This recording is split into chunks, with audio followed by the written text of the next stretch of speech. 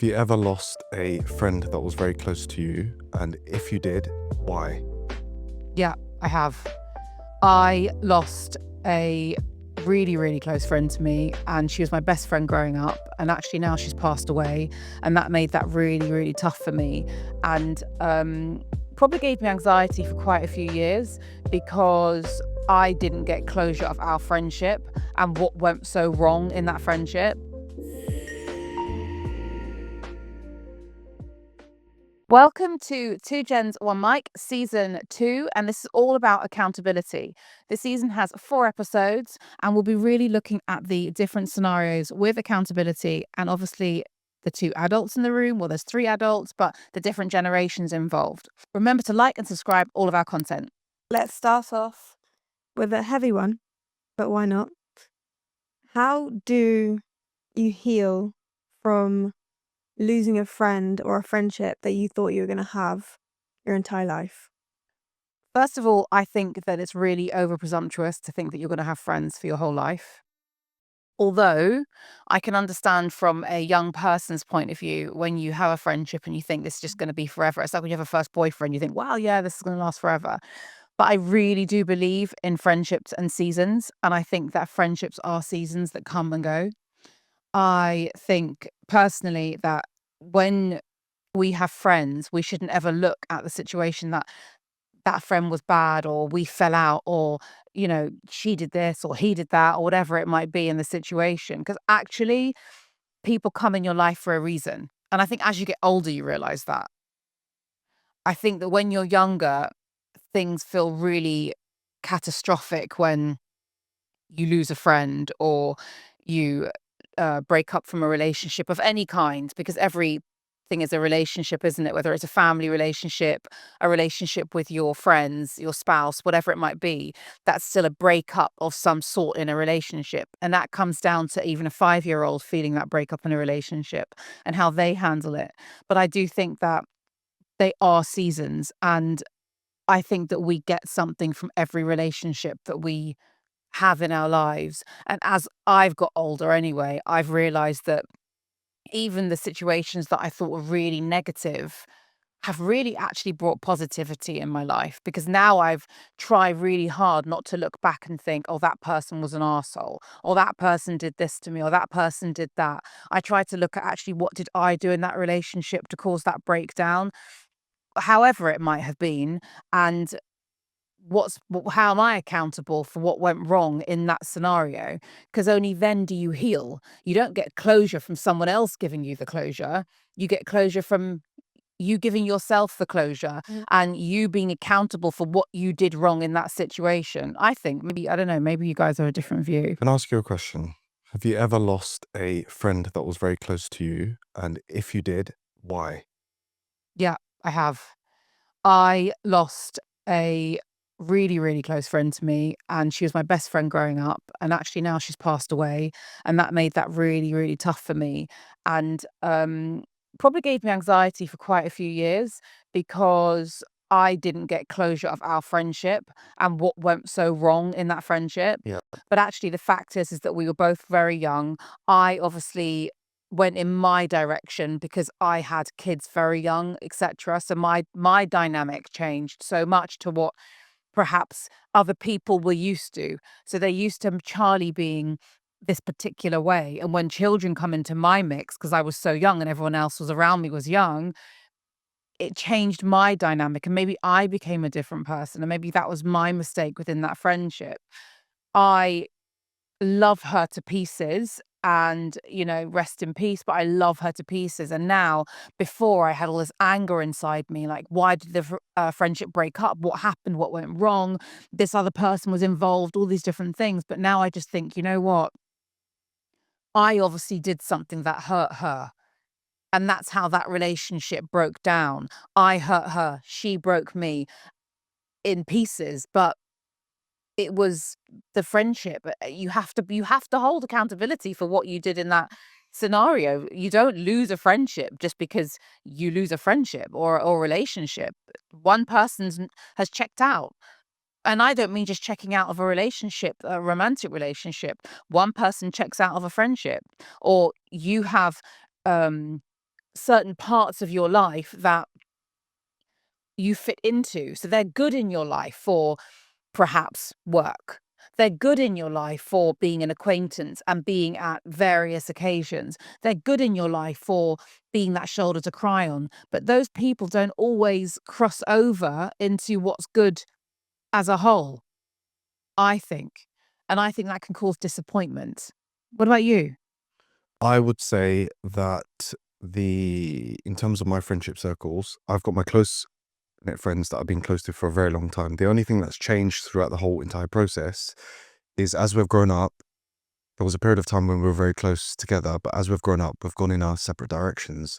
At the time, that was very difficult to take because everybody started doing their own thing. But generally speaking, we've stayed friends, and there have been people, acquaintances along the way that I've met, I thought I was going to be really good friends with. And then as you said, it's been completely seasonal. And then my friendships have But completely do you broken. think you're quiet? Because you're not a confrontational person.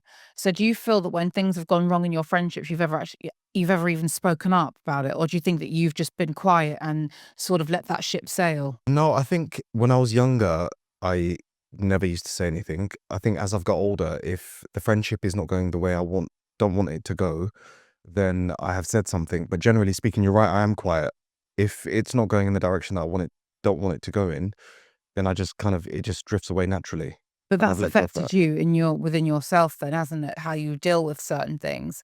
I think I don't know, maybe I'm completely wrong, but also as a guy, I think guys No, I think deal with things differently, right? I think guys and girls Yeah. deal with things completely differently. Yeah. If a guy's friendship with another guy completely breaks down, I'm not speaking for all guys out there, but I'm speaking for myself. Generally speaking, we just kind of get on with it and we make new friends. We don't have friends for a period of time, then we make friends. But no, But I think it doesn't really affect it us that kind of much. goes down to how like everyone processes their emotions differently. Like I've lost a friend who we were friends for 8 years since we grew up together, and she's not in my life anymore. And that's like it took me a while to accept it. But I have now because it's like it wasn't. Yeah, we've had discretions and everything, and there's been times where we've had fights and whatnot, and we didn't speak for a long amount of time. But then when we corrected that, and I corrected that because I took accountability, I was in the wrong in that situation, and I came forward. I was like, "Listen, I'm sorry," and she was like, "I am the one that needs space," so I gave her that space. And then when we rekindled, it went away again. It was great for the first like 6 months, and then we moved, and then it was like, "Okay, well, where are you when I need you at my lowest?" Do you know what I mean? When I'm having a hard time, I've been there for you for years, dealing with everything that you've gone through, been the first point of call. And then when I need you, you're not there. But I think that we mustn't expect so much from people. I think that as human beings, we have this massive high expectation of what another human being should act like and how they should be. And I think, again, I think this comes with age. I really do. I think that with age, you kind of, because I used to just wild out or I used to be angry so quickly at situations that didn't quite work for me. And I think that with age and with experience, actually not age, with experience of situations, with experience, I think that you then start to look at the relationships around you and you start to think, okay, hold on a second, let me not take this too personally. Because also, one huge mistake with human beings, and it's human nature, is we all take stuff so seriously. Yeah, we do. We take things way too seriously. And I don't know what that serious button is that we all have, but if that could just taper down a little bit, we would all deal with every situation so much different. It's like the book, The Art of Not Giving a Fuck. Yeah. That book. And sorry, I'm swearing, but that's what the book is called. And that book really does try and teach people how just not to care about everything so much and not take it so seriously. Most of the time, it's not really anything to do with you, it's to do with them and themselves. Absolutely. Nothing to do with Not you taking at it all. personally. Yeah, absolutely. And sometimes I've had arguments in the past and someone says, not all about you. And I thought, well, no, I'm not trying to make it about me. I'm just trying to, help with the situation. But actually, it's right. It's not all about you. And I think rather than the art of not giving a, it should have been, it's not all about you. Maybe I'll write that book. Maybe you should. Maybe I'll write that book. But That's what I think it should be. It's not all about you, because it's not. People go through their own things. People have their own emotions. They deal with, like I said, emotions differently. You never know what's going on in someone's life. Yeah. No matter how close you are with that person, you never know what's going on in someone's head. Yeah. Because they might not even know how to vocalize what's going on in their head to even speak to you. Yeah. So with losing that friend, it's not made me angry at all. It's made me confused, but now it's kind of made space for these new friends that I've now made through uni, and how happy I am now that I've made special bonds already. Do you understand why you're happy? Because I let go of the situation, because That's not why you're happy. The reason you're happy is because you've now changed your boundaries.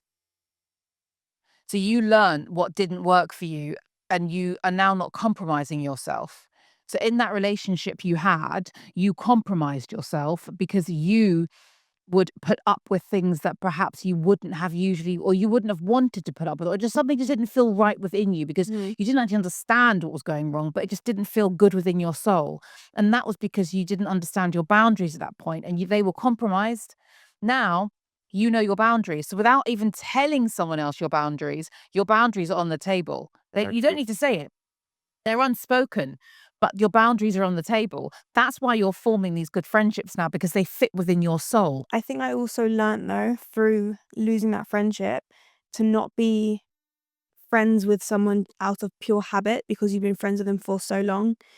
Like, I have so much love for her, but I would never ever accept her back into my life because, like you said, my boundaries have changed, and what I expect from a friend and a friendship has changed. I would never accept her into my life again because she has crossed those boundaries for years, and I've now only got to a point where I'm like, actually, I don't actually want that energy in my life, because I'm changing as a person. I've changed a lot within the past year, 6 months, and what I will accept doesn't align with what you give me, Yeah. you know? Isn't that strange that as you grow up, what you accept from people and what you don't accept from people completely changes? It's not just that, it's as you're growing up, what you have in common with people, even if you're close to somebody when you're young, as you get older, it completely changes and your boundaries change and you start to care less and less and less. So, you raised a point about have I ever lost a friend, or have I ever confronted anybody? Yes, I went through a bit of a tough time. And one of my closest friends, I confronted him because I felt like at the time he wasn't there for me, or however you want to put it. And I'm a dude, and guys don't normally do that, right? Maybe some guys do. After I'd said what I'd said to him, which I was very happy at the fact that I got it off my chest, I felt a bit stupid because then he started telling me about stuff that he had going on and why he hadn't been in touch and everything else as well. So you're right. People do have their own shit going on, pardon my French. But as you get older, and now that I've moved on from that, you just care less because But do you think we should expect it from people? Do you think it's right to expect things from people? I feel like there's all this culture on podcasts and everything about, oh, this is how you deal with relationships, and this is how you deal with breakups, and this is how you deal with this and that. But actually, why do we all expect so much from each other? None of us came with a rule book. And I don't understand why we have this culture of expecting Entitlement. so much an entitlement from another human being, because actually two humans haven't been brought up in the same way. My God, we're here in a country where there are so many different communities of people. Some have been brought up in a village, some have been brought up in a hut, some have been brought up in skyscrapers. So the culture of how people are going to behave with each other are totally different from each other. And so where do boundaries come in there? Boundaries come into respect. That's it. The only boundary there is respect, because I'm going to expect something very different to how you've been raised, or the person next to me's been raised. And I find that there are so many podcasts out there that really explore, and that you should behave like this and you should behave like that, and that's how you must deal with that situation, and you must. No, you must not. You must deal with the situation from within your soul, from within yourself, and lead by being a good person. That's literally all you need to lead with. The relationships and the friendships that we've all had that have broken down, as much as those people have hurt us, we have affected them too. Some way. Yep. Even if we didn't affect them in hurt, we might have affected them in anger. Some people don't know Okay. how to accept that accountability or even know that that is a problem because people are so self-obsessed Or blinded. or blinded that they just don't think that they're ever the problem. And that's an issue. Yeah. People don't know how to take accountability a lot of the time. Maybe they're not taught it. Maybe they don't put in the work for themselves and their mental health to understand what is wrong with them and what needs to maybe be changed about them to sustain friendships. Because it does work. It is a two-way road. Friendships is not a one-way street. There needs to be a give and take. And if that give and take's not there, then the friendship's not going to work and it is going to turn sour. But that's something that you're learning really young. And I wish that I had, I'm sure you do, had All the had the time. knowledge to learn that so young. But the one thing that's great about you is you will come to us, for example, and say, right, this is the situation. Yeah. This has happened. How do I deal with it? And it's not like you are afraid to hear, well, Bella, maybe you were wrong in that situation there. Maybe she was wrong there. Maybe he was wrong here, whatever it might have been. Mhm. You're very happy to hear where you might have gone wrong in that situation, and you do take that on. There are not many 19-year-olds that are able to do that in this world. I definitely was not able to do that at 19. I did not have those tools. Everything I said was right. Yep. Everything I said was gospel, and it was my way or no way. And that was how I was. I was a bulldozer. So for you to be able to have that ability makes you actually quite a dangerous person, because you're going to have people around her that are going to be unstable in their emotions. And then she's going to come with this complete stability of emotion. That's a dangerous human being, somebody that's completely stable with their emotions, because you think quietly and you Don't take things personally. don't take it personally, and you're able to deal with every situation from a very calm level. And those are the people that get far in life. And I wish I had those tools when I was younger. I wish I did, but we didn't learn about accountability and how to do things. My hat goes off to you as well, because nowadays the podcast culture is really a culture that's been born of her generation. Obviously, my generation are doing all these podcasts, etc. But a lot of my generation are doing podcasts with generational trauma. So all they're coming on podcasts are doing is talking about their generational trauma and giving their view on how Mm.